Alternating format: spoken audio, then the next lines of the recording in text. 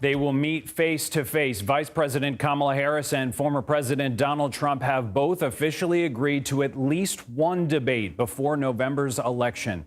Trump's team confirmed during a lengthy press conference at Mar-a-Lago on Thursday. The former president said he would do 3 debates. Harris committed to the September 10th debate on ABC before she would consider any others. She and running mate Governor Tim Walz hit the campaign trail in Michigan yesterday and are in Arizona today.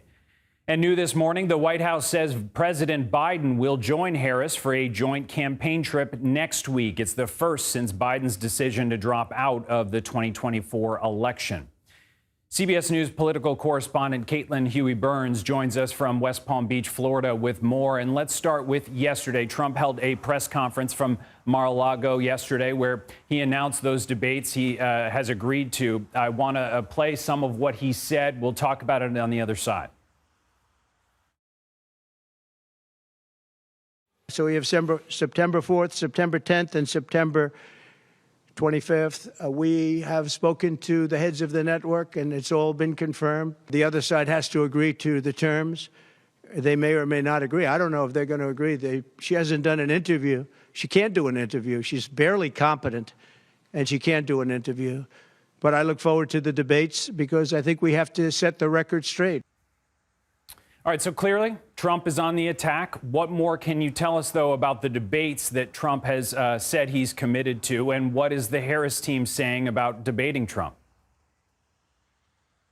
Right, that's right. The debate stage is set for September 10th. Both parties have agreed to that debate, which will be on ABC.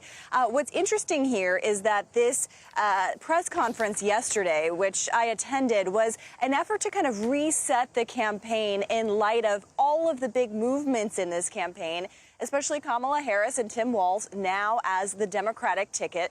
I asked Donald Trump whether he has to recalibrate his strategy to compete against Harris, and he said he's not changing anything, that he believes that she absorbs Biden's record, essentially, and is running against the same kinds of things. But it's telling, Doug, that Donald Trump felt the need to have this press conference yesterday to try to take Kamala Harris out of the headlines and kind of try to blunt her momentum. This is all as his campaign has acknowledged that the polling is tight. Their own internal polling shows that Kamala Harris has been successful in rallying the Democratic Party base to their side and has actually made significant gains among black voters, among other groups as well.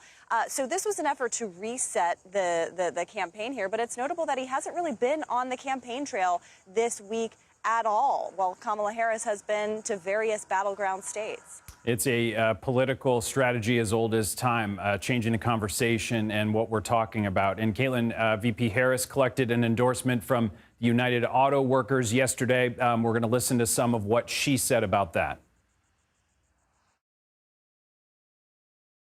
Where there's a suggestion that somehow strength is about making people feel small, making people feel alone. But isn't that the very opposite of what we know unions know to be strength?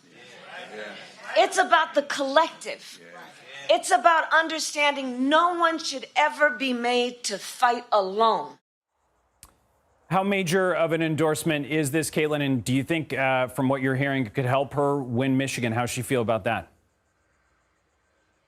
You're exactly right, Doug, to mention Michigan as a target state, because Michigan, Wisconsin, and Pennsylvania, those are the 3 kind of blue wall states that will really help determine this election. The idea of a union workers are the most coveted voters this election cycle because both campaigns are competing for them in those key battleground states in the Midwest and Rust Belt. This endorsement is significant. The UAW had endorsed Biden, so they are transferring that endorsement to Kamala Harris. That is significant. You can also tell that this is a coveted group because Donald Trump had the Teamsters Union president speak at the Republican National Convention, so competing for similar types of voters here.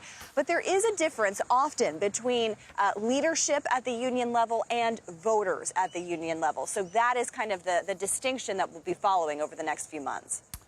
Caitlin, thank you. We appreciate you joining us this morning.